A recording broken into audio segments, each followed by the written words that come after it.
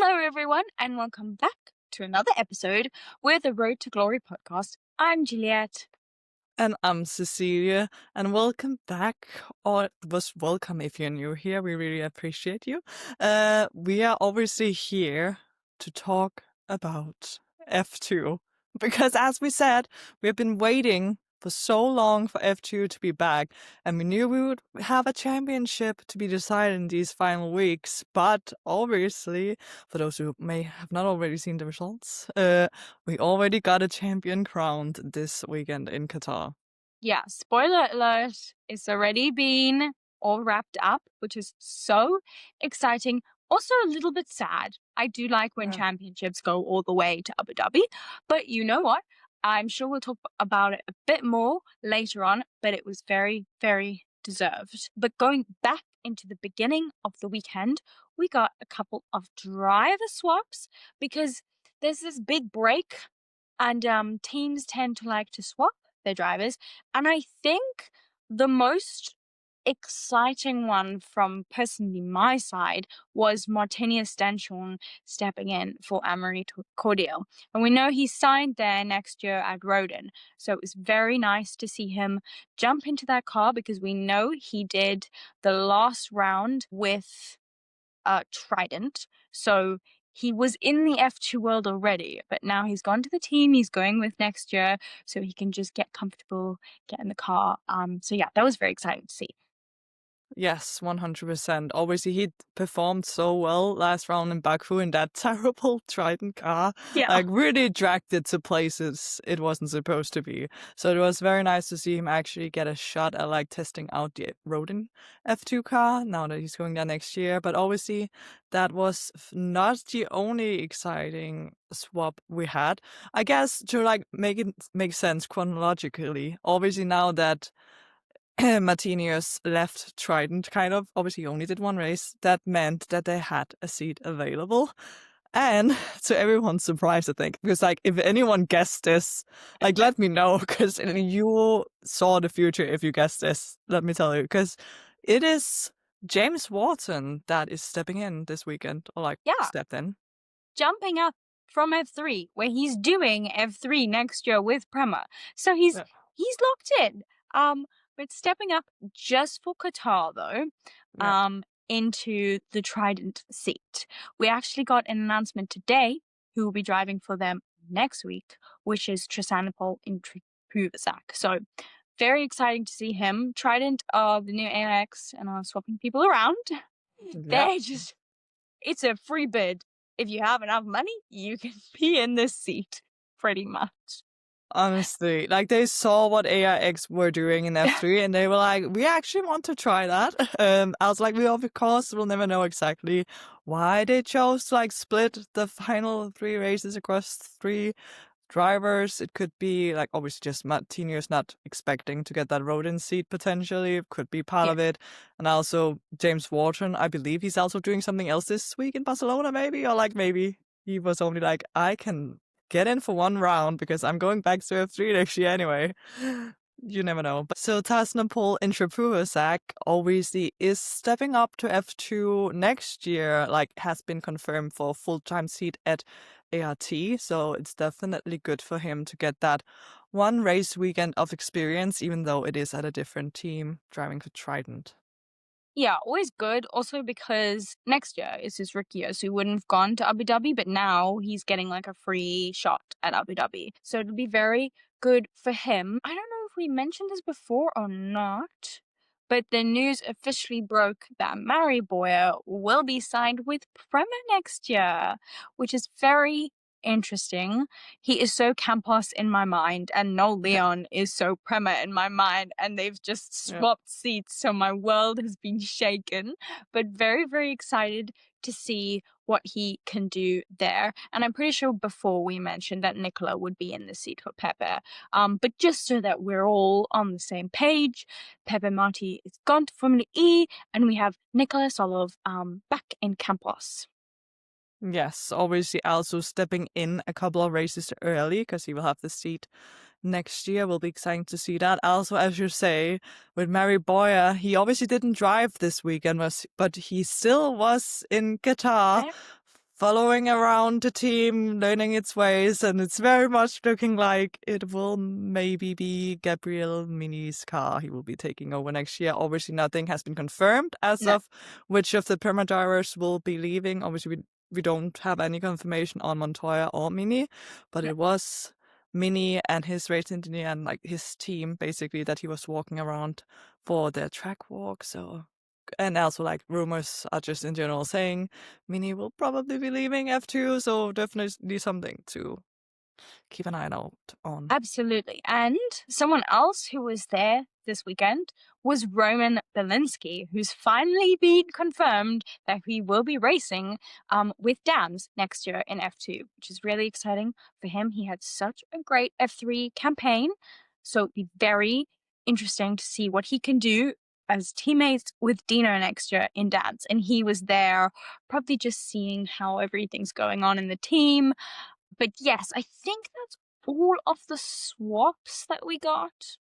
Yes, we are basically ready to get into the track action. The only thing I want to mention before we get into what actually happened in Qatar is that with our luck, when this episode goes out, because as of recording right now, it is Monday, and there are a lot of rumors that it will very soon be announced that Arvid Lindblad, the F2 driver for Campus, will be stepping up to F1, which has like been the worst kept secret in the paddock for a while. Yeah, We've all known this for quite a while, and it seems like he will be stepping up to Racing Bulls. So like that could already have been announced when this episode goes out, or if it's not, like it's most likely going to be announced sometime this week. exactly. So something to keep in mind.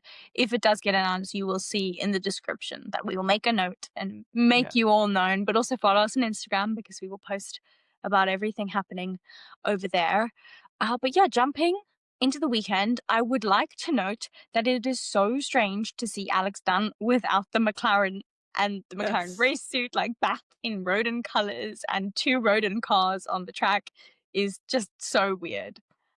Yes, it felt so wrong seeing it for the first time. It was literal like jump scare seeing him in his rolling clothes without any McLaren association. I was like, who's that? Who is Yeah, that? exactly. Like, who's also seeing the car on track, obviously both Dunn and Stenchorn, it felt like seeing Cordeal, because that was like the delivery he has been driving around with, obviously the normal road delivery. So like definitely took some getting used to. Also another important note on Alex Dunn that we have mentioned before in the past, which I'm sure we'll also get to when we look at what the standings are looking like before going into the final race this weekend, is that obviously, if he wants to get enough super license points, Alex Dunn, to like get a license for F1, he will have to finish this championship in third or higher. So definitely some pressure going into the final round in Abu Dhabi, but we'll mention more of that when we get to the how the standings look like at the end of the episode, I'm sure. Exactly.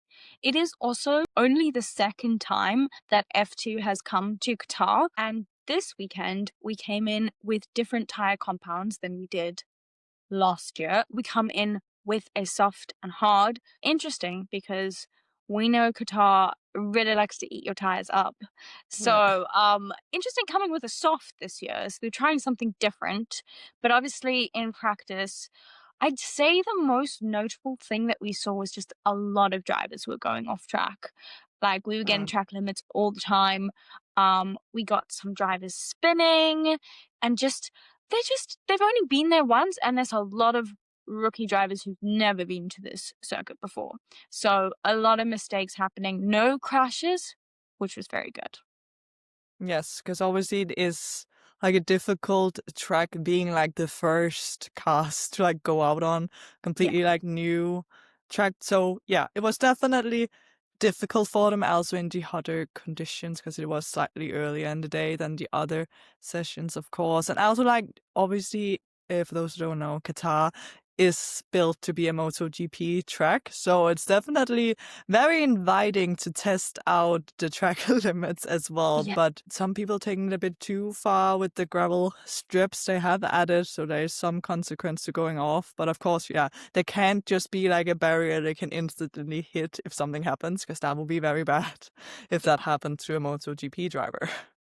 Exactly. So a lot of the time when drivers go off track, they can keep it going. Mm. It's not an instant into the barrier. I don't think there was anything else notable during the session. We did have Leo Fornaroli ending on top, which just, was a great start to the weekend for him. Show his dominant, put his foot down, say, I'm here to win it. I've got this point gap and I'm just gonna go. Dino Beganovic ended in P2 after practice, which was really great for him. And then Alex in P3, which is nice to see him up there again. He's had struggled a little bit, but he's definitely coming back into the conversation. Yes, for sure. And it's definitely also important for him to, as it is for all drivers, of course, but like to finish on a high this season, gain all the points possible, which of course having a good practice session is like a good starting point to go into qualifying, which we will get into more now. And qualifying honestly had such a big part to play in how the championship will unfold this weekend, because oh my god. Like in F1, we had everything so close, the top 3 in the championship, all in the top 3 in qualifying. Not in F2. Like it was, you were ready to jump off a building, I'm sure, when you saw the result. It was just like absolute pain.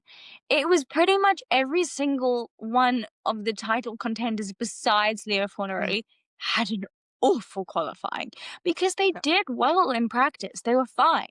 As soon as we jumped into qualifying, I don't know what changed for them, No. but it was awful. We did have an issue with James Walt in the beginning of qualifying. He couldn't come out. Just a little bit of an overview in F2 if you're new. Qualifying, it's one big session, but it's usually split by 2 groups of running. So they go out for a little bit, do laps, come back in, and then go out again. So the first bit of running, James couldn't come out, which was unfortunate for him because it's his first qualifying. He's just there for this weekend. Luckily, he did come out for the second group of runs, so that was good for him. But yeah, you never want to see someone who's in their first weekend not be able to go on track because of a technical issue. No, and you can definitely question if the car was all right when he finally did go out, because obviously they did have his engine cover off. Definitely some issue they were managing. And I also believe he may only have gotten like one proper flying lap. So even the fact that he at least outqualified his teammate is like Yeah, applaudable, I would say. That's what he could do. exactly. I will say the person for me who was the most surprising during qualifying was Ollie Gerver. I Yeah. have said this before on the podcast, if you are a regular viewer here, that I thought he didn't have a great rookie season. His rookie Yeah. season wasn't great. He has proved me wrong ever since. Because after the first group of runs, and when they all came back to the pits, he was P1. It was insane. Yes, he was definitely like, I've heard what you said about me, and ever since he has continued to perform. Yeah. So I definitely do hope to see him back next year. I don't believe he has been confirmed yet at a team, as far as I know.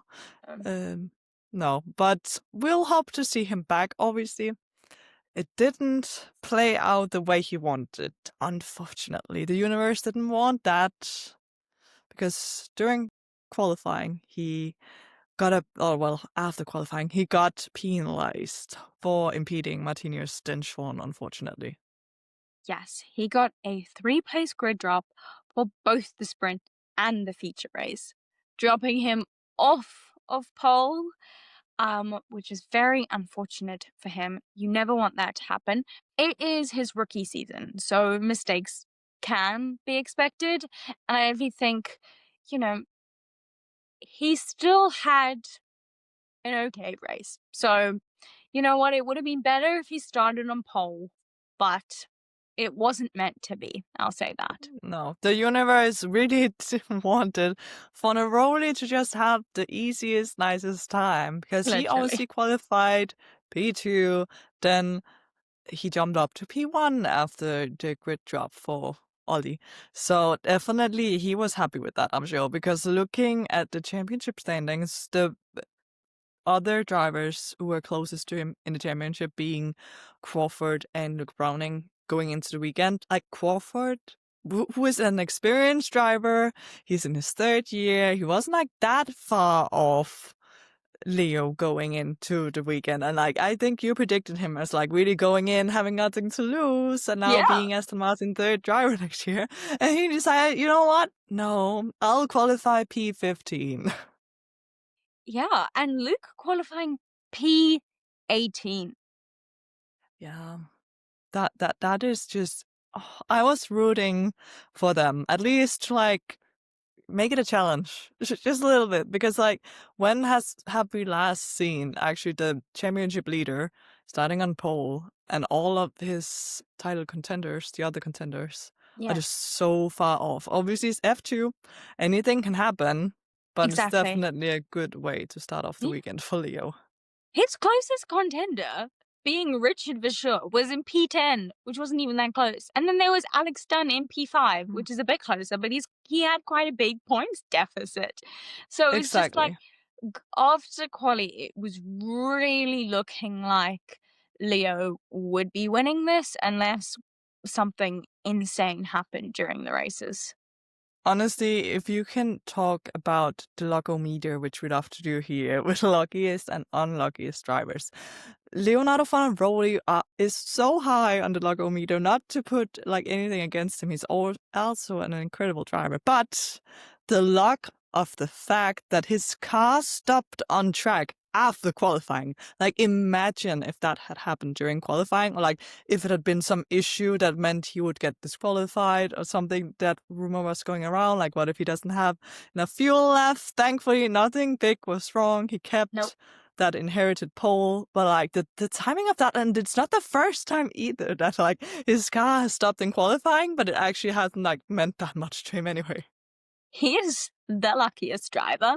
Like, Yeah. he's just had such a good season, and luck has played a hand in it, as well as talent.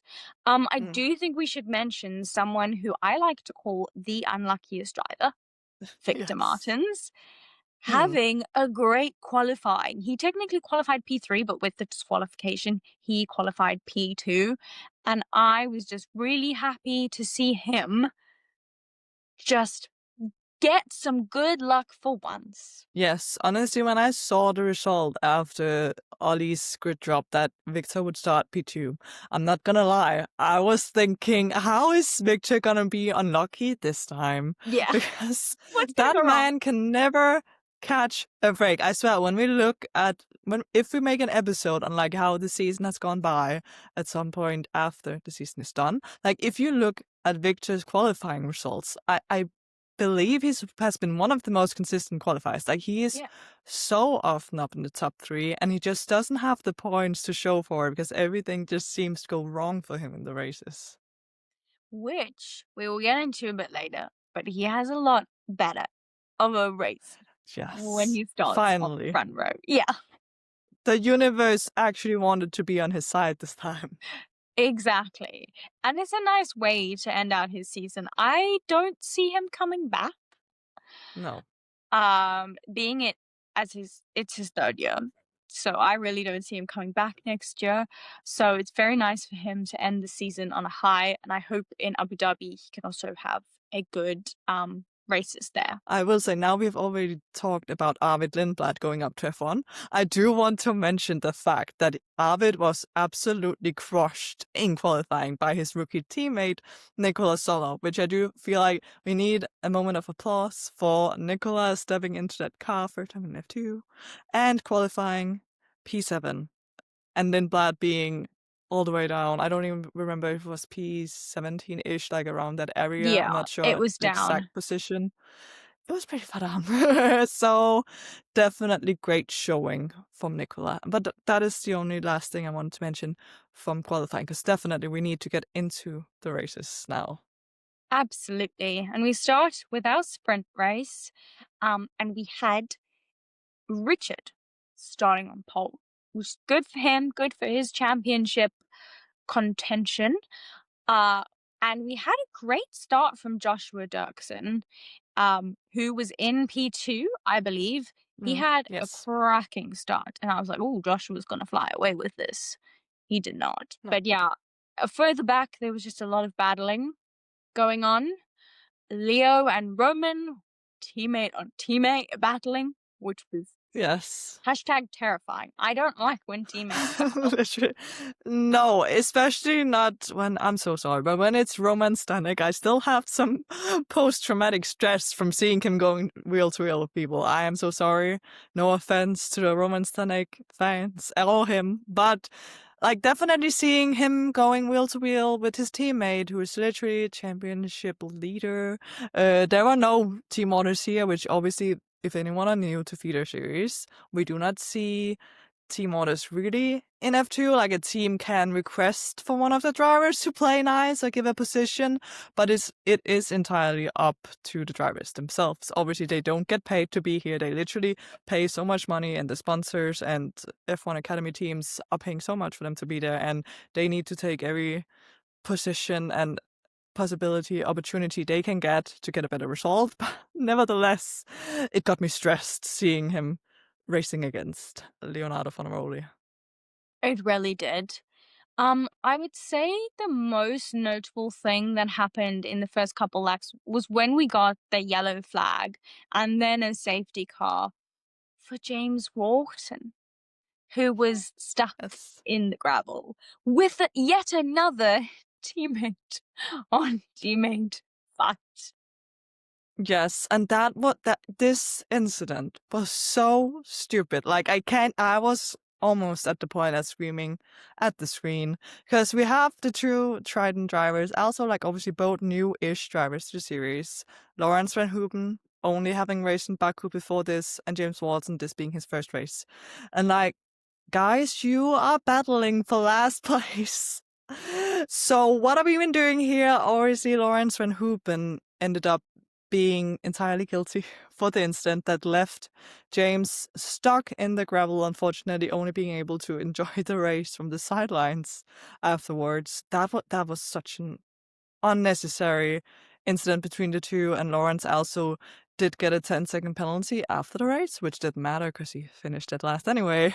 And like, we had some interesting team radio for James Walton, I will say, calling Lawrence a kid, which I don't know where that came from. I'm pretty sure actually Lawrence is 1 year older than James, but that, I don't know, what there's maybe some potential beef between them, or it can just be the heat of the moment. Yeah, I will say that this is Lawrence's second race in F2, right? Yeah. And he got 2 penalty points on his license for that, Yeah. which brings his total up to 4. So he got penalty points in the last round as well, which is just like, okay, he's new. I get that. But I think he needs to reassess how he battles people, because he tends to be in the wrong on occasions. So I definitely think it's a rookie mistake to happen. But also, like, why are you fighting so hard for P22? It's not point. Exactly. Yeah, and also like the weird thing about it is I don't see Lawrence Van Hoopen as a bad driver. In F3, No. he was a pretty promising driver. Like, he's a good driver, so definitely needs to reset his mentality going into Abu Dhabi. Hopefully he can finish off strong and not get any more penalty points, or he will be in danger if he gets an F2 seat next year of actually getting that tally up pretty quickly. Exactly, because like you can get penalty points pretty easily in F2. And if he goes into the season with a couple already, it's not going to bode well. But one thing to note about the safety car was, yes, in the sprint, we don't usually get pit stops. But with the safety car, some drivers were like, you know what, we qualified so badly, let's just take a shot. So we had Stanek, Arvid, Ollie, Luke, Kush, John, and Kian all pitting for softs during the safety car. Yeah, I have one thing to note on that, which is in the moment, and also still I'm questioning this decision by Invicta. Because obviously we have already mentioned that Stanek and Fornaroli were battling it out in the lower positions of the points giving positions, basically, but like still positions that would have gained them points. Stanek was the only one in the top 10, basically, or like the top 8, which gives points. that chose to pit. And he pitted from leading Fornaroli, which meant he gave that position to Fornaroli. So low-key, are we having an indirect team order used by Invicta here? Because that was what I was thinking. Because like that is such an odd decision. I'm not basically possibly throwing away points to gamble on the soft is an interesting one, and it did gain Fornaroli more points. So Exactly. One other thing to come out of those pit stops was I don't know what happened to Kush during his pit stop, but he did land up losing a wheel after his pit stop. I don't know if it wasn't tightened properly or whatever, and he was out, which is very unfortunate for his race and his season, because I really don't see him coming back next year. No, I have seen some rumors that he could come back, but honestly, I don't even know at this point if he comes back for another season F2. Not to say he's a bad driver, but obviously he has been here for a while now. Like if he comes back, I do believe it's still some people desperately trying to cling on to the idea of getting an Indian driver into F1, which I completely get. Yeah. But like we should start getting some better results from Kush, I guess, if like the aim is to actually get into F1. Because like even if he gets back for another season next year, people won't like perceive it as being as good a season, even if he won the championship, if he had to have multiple seasons to get there. Yeah. After the safety car ended, we had a couple more laps. I have no notes from them, so I'm just going to assume not much happened. But we did get another safety car out towards the end of the race for Cian Shields, who was spinning and then caused a safety car. Honestly, I'm so tired. I'm so tired about like Cian. Obviously, he's announced for next year, and what has he done? I'm so sure about what has Cian done this season, other than causing havoc. Is my question. I had to get that out because I was getting annoyed. I'm getting annoyed at this point in the season. Also seeing him driving around his F1 test. For those who haven't seen, he's actually doing F1 testing with in an Aston Martin occasionally. Because why not when you have the money? But like, can we see some performances from Cian Shields soon that is not just causing a safety car? Like, can we get that? Can we get points? Can we? We still have one race to go, Cian. We want to see points in Abu Dhabi. This is a challenge. Now we put it out into the universe. Now he will be the GOAT next weekend, because that is what we usually do when we call out people. So, like, maybe he should thank us after this. Exactly. So Cian, going spinning, caused the safety car, which ended with one lap left. And I hate when that happens in F2 because, oh my gosh, it is always chaos. It is. Like, honestly, I hate final lap shootouts because we all know in the lower feeder series, even in F2, which obviously is below F1, but like still in feeder series, final lap shootouts, even in F1, let's be real, when we had that Australia final lap shootout. Just in motorsport in general, if drivers just have one lap where they know it's all or nothing, they will go gambling and it will end badly for some drivers. Because I was rooting so much for Nicolas Solov, who had gotten up to P3 in the start of the race and like fought for that P3 for so long. He had Rafael de Gomez right behind him for what felt like the entirety of the race. And unfortunately on that restart, he wasn't able to keep him back anymore. They had like a small moment kind of driving each other off the track. And unfortunately it was Solov who ended up losing a bunch of positions going off track, dropping all the way from P3 to P10. Absolutely, which was just really disappointing for him. Yeah. Because he lost points, because points only go down to P8. And, you know, he had such a good race that he deserved to be on the podium and to get points. But this is what feeder series is like. We had Richard Verschoor in P1 with Joshua Dirksen in P2 and Rafael Villagomez in P3. Honestly, he might be my biggest surprise from the whole weekend / the entire season. Like, Rafael has beaten every expectation that I had of him. I'm so sorry that I didn't have much thinking about you, but he's been my little surprise this season. Yes, honestly, he has quietly been having quite a good season in that VAR because Yeah. that car is not the best on the grid, and he's definitely comfortably outperforming John Bennett, his teammate. He has had some bad luck, Yeah. so it hasn't always played out the way Raphael wanted to. But he has been challenging for podium multiple times, and he did get that P3 in this sprint race, which I'm sure was a big moment for him and VAR as well. I will mention, if we're looking at championship contenders at this moment, we had Jack Crawford finishing P8, so a point. Yeah. Congratulations. um, Yes. Richard winning, which was good for him, and Luke Browning, P17. He gained a place, 1 place.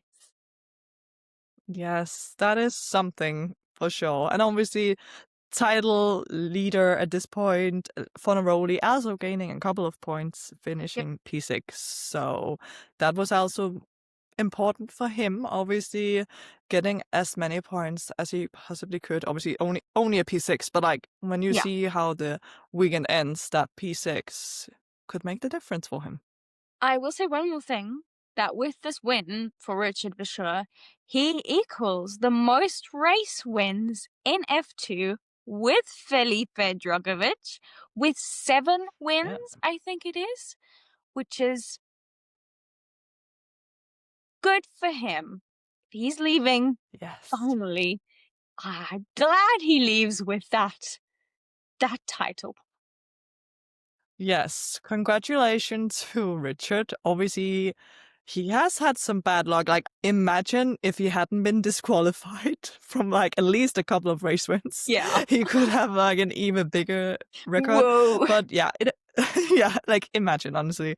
Obviously, he is on his 5th season, so that makes it more likely that he can gain this amount of wins, which also like obviously Filipe Drugovich, that also had that amount of wins, had 3 seasons as well. Some drivers only do 1 season. Yeah. So, but still, a record is a record.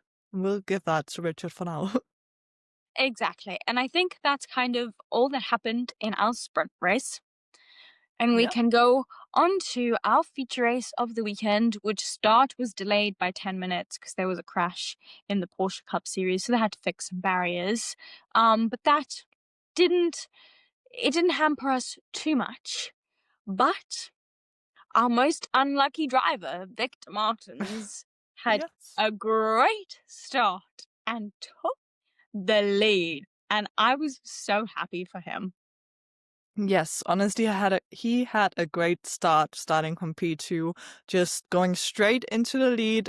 Leonardo Fornaroli also like starting from pole, sensibly just dropping back into P2. Like there's no point to fighting too hard. Also, he didn't have as good a start as Victor, so definitely Leonardo was struggling on that softer tire that they started on.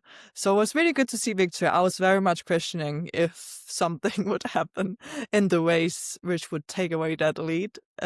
Because honestly, he was flying at the start of the race. He managed to build a gap on like 4 seconds within the first couple of laps, I believe. Yeah, it was insane. Majority of like the top running drivers all started on the softs.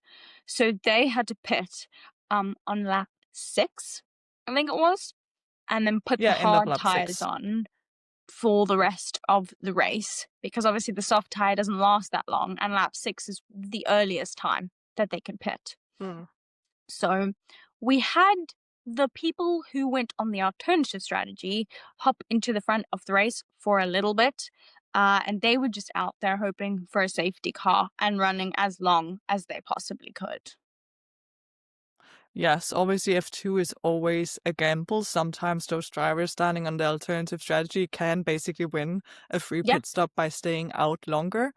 But all the drivers decided for at least a while to behave nicely.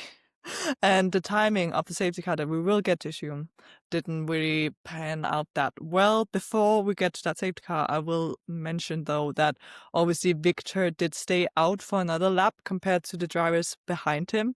And he also did have a slightly slow pit stop. So for one moment, I was getting scared. But luckily, with that 4-second gap he had managed to build before the pit stop round, he did come out in the virtual lead of the early pitters. But yeah, so now we had a safety car, which I mentioned. That was kind of oddly timed because people were on the hard tire. Or this safety car came out because Oliver Goethe stopped on track. That is where like his luck this weekend it hasn't been here. He did perform well in qualifying, it just didn't come together in the races for him. But that was on lap 15, so we weren't even halfway through the race yet. But some people still thought, you know what? Might as well take the free pit stop and go on a soft, which was an insane strategy to say the least. Yep. Arvid Lindblad decided that he was going to be one of those people and pit. Yeah. And now he had to do like 17 laps on that soft, Yeah. which is insane. But the people on the hard tire had to gamble if they wanted to stay out for yet again another safety car or come in, and they just chose to come in. I will say one thing that was just before the safety car, I think James Wharton got a 5-second time penalty for speeding in the pit lane. And that was not the last of the penalties that he would get. No. Later on, he got another 10-second time penalty for leaving the track and gaining advantage. So just really not the weekend for James Wharton. Honestly, James it very much wasn't the weekend he had hoped for. And I'm sure he'll actually look forward to starting F3 next year on a fresh with PREMA, because this experience in F2 was not the one he was looking for. I'm sure he will get another opportunity at some point, but it definitely didn't play out the way he wanted. Also talking about penalties, Alex Dunn and Nicolas Solov also got a 5-second time penalty for unsafe releases in the pit lane, which did play a factor in the race because obviously Dunn, spoiler alert, ended up on the podium, but obviously he had to manage that gap down to the driver behind him, which ended up being Arvid Lindblad on that audacious strategy of running the soft for absolute ages. So I will say it was job well done by Alex Dunn. But at the same time, he also had a driver with dead old softs behind him. So he was able to open that gap to more than 5 seconds. Exactly. And one of the drivers who decided to wait for a safety car until the last possible moment was Luke Brown. And he was literally the last one out there. And he boxed with 3 laps to go and landed up going into P10. So, at least he gained 8 places with this alternative strategy. It wasn't all lost, and he did get a point. So, you know what? I'll take it. Yes, you can definitely imagine if the safety car had been timed just slightly differently, like a bit later in the race, he could definitely have made up a lot of positions. It just wasn't meant to be, unfortunately. It also probably wouldn't have been enough anyway, looking at the championship standings. But another driver as well, will have to mention that gained a lot of positions is Arvid Lindblad with that crazy strategy actually did end up gaining 13 positions in that race. So definitely, even though we say it was crazy, it definitely did play out the way the team envisioned, and well done to Arvid, honestly. Exactly. And then, at the end of the race, we did not have Leo Fornaroli winning. No. But he did win the championship with a round to spare, which I think is very, very impressive. Coming into the season with no wins in his F3 campaign, he ends the season with 4 wins and 5 further podiums, and becoming the first Italian to win the F2 championship, which was very, very exciting for him. Yes, honestly, such a big moment, and you can definitely obviously tell just how much it meant to him. Definitely a very emotional team radio, which is honestly, this title for him is so deserving. Oddly, he is a driver that has been performing so well both in F3 and F2 and like deservingly won the titles. And like somehow he's so going under the radar still because he doesn't have any associations to an F1 team, which obviously can be strategical, seeing like who will make sense to like join with like where can there be a potential seat. Obviously, we'll have to look into the future for that because that will at the earliest, if it's in F1, be in 2027. Yeah. So it will definitely be interesting to see, like, surely some F1 team will pick him up. At the moment, I just honestly have no clue who it will be. Same. I'm also like, I have absolutely no idea where he will go. There doesn't seem No. to be an obvious path for him, especially not being connected to anyone ever. Like, he literally hasn't been in a junior academy. So yeah, very interesting to see where he could potentially be next year as a reserve, or what other series he will move on to. Yes, that will definitely be something to keep an eye out on because he's obviously such a talented driver. It was also like a very touching moment to see Kimi Antonelli also going out to congratulate him because like the alternating path for them, I'm sure obviously both being Italian, only being a couple of years apart, obviously Fornaroli is the older of the two, which always seems crazy that Kimi is already up in F1 without actually winning. He obviously passed F3, just skipped it, and also only one season in F2 and didn't win it because PREMA had their downfall. But that is a story for another day. But like seeing the alternative paths for these two, where it's like definitely not saying anything wrong about Kimi. Obviously, he's a great driver and he has potential, and that's why he is where he is. But like seeing Fornaroli really doing everything he possibly could do and achieve anything he can do to like get that F1 seat, he definitely is deserving of in a seat in F1, but we'll have to wait and see how that will come to fruition. Exactly. Wrapping up the race, we had Victor P1 staying there, Yes. winning, which was really good for him. Leo was still on the podium in P2 and Alex Dunn in P3. I will say one thing to note is it was a little bit nervy at the end because we weren't sure Mm. if Arvid was going to get a penalty, which would Yeah. then promote Richard up. But it did not. So the championship fight did not continue. But we did get a 10-second time penalty for Martini Stanchon for forcing another driver off track. But that didn't contribute to anything in the standings. No. Honestly, we had that one moment, or like, it must have felt pretty long for Fornaroli when the news dropped literally in the press conference that potentially he could lose the championship. Obviously, he would just get it back a week later. Like, let's be real. Let's be Something real. really crazy would have to happen, in Abu Dhabi for him not to win. But like, we were so close to having like a moment where it was so good. He had to do it twice if he had to win the championship twice.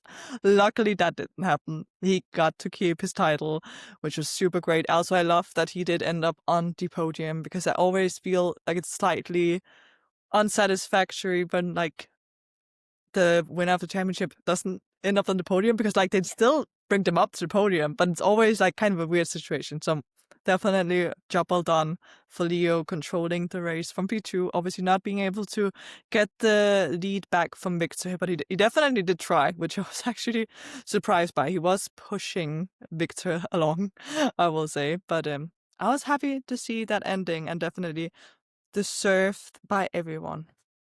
I agree. And now our weekend was over. We have our champion decided. But Yeah. P2 and P3 are still really up for grabs. So carrying on, going into Abu Dhabi, we will now be looking to see who will be landing up being P2 and P3 because we did see Luke Browning drop down to P4 in the standings this weekend with the absolute horrendous weekend that he had. He just needs to like take that out of his mind and go in with a clean, fresh start in Abu Dhabi. Yes, because if you think there's nothing to watch Abu Dhabi for, like you're so wrong. That P2, P3, like they are literally equal on points, No. Crawford and Richard Verschoor. And I'm like, and also like again, Luke Browning and Alex Dunn still being in striking distance as well. And like Alex Dunn being still down in P5 needs 21 points to like make it up, like at least to make it up on the same amount of points that the P2, P3 people, Jack Crawford and Richard Shaw has right now. So like it seems very far-fetched that he will be able to gain that amount of points. Also meaning like they would need to like at least one of them would need to like gain virtually almost no points. But like nothing is impossible in F2, but I definitely see Alex Dunn staying for a second season because he does not have super license points enough to go up to F1. And obviously, so it wouldn't make sense for him to like move up to reserve driver or anything because he literally doesn't have super license points enough. Exactly. So stay tuned for Abu Dhabi, which will be our next video, will be our race review, our final like race review of F2, F3, F1 Academy of the season, which is really, really sad. But go follow us on all of our other socials. We post a whole bunch of different content over on TikTok, on Instagram, on Twitter, and we're a lot more active there in like the day-to-day because we only release one episode a week on Spotify and YouTube. So yeah, make sure that you are following us and you are subscribed. And I hope you enjoyed this episode. Yes, thank you so much for watching. If you're not already have notifications turned on, do turn them on because I'm sure none of you want to end the season without our final race review and other little end of season videos that we will get out for you, because like this is almost like this is the end of our first official full season of F3, F3, F1 Academy. Like that is insane. So thank you so much for anyone who has like been here from the start, or maybe recently joined, maybe you got into feeder series because of our podcast, which is like not just something we're making up. Like we have seen you if you are one of those people that told us that, which brings us so much joy. So thank you so much, honestly, just for being here. Yes, we are very, very appreciative of everybody who watches these videos, who is subscribed, who interacts, who comments, who likes. We see everything and we are very, very grateful that you are here and that we can bring our joy for feeder series into your life as well. So thank you so, so much. So we hope you enjoyed this episode and that we will see you again next week. Bye. Bye.